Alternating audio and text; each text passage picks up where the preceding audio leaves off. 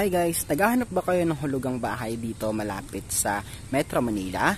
Tamang-tama dahil meron pa tayong mga available units dito kay Teresa Park Place and Casa Katrina. About po kay Casa Katrina, mga reopen units na lang po yung inopen natin last March 31, 2025. 9 AM po siya lumabas sa portal namin.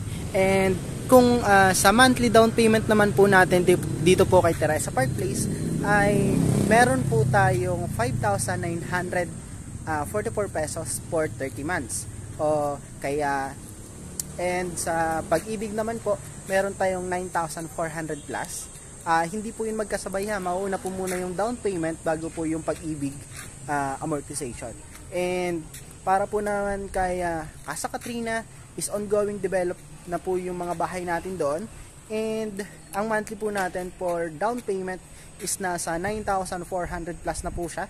Then ang monthly amortization or equity po natin kay Pag-ibig is nasa 9,300 pesos na po yung monthly down payment kay Pag-ibig.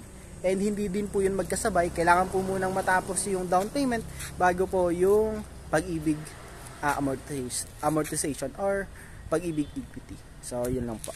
So, kung naghahanap ka din ng hulugang bahay dito, may mga available pa po tayo na inner unit.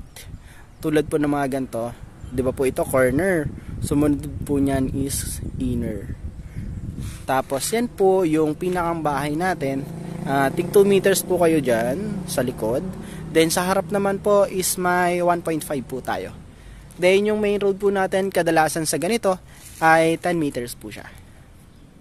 So, yun po. Kung kayo po ay naghahanap ng sariling bahay, this is John Paul Del Castillo, Jen's Realtor. See you! Bye-bye!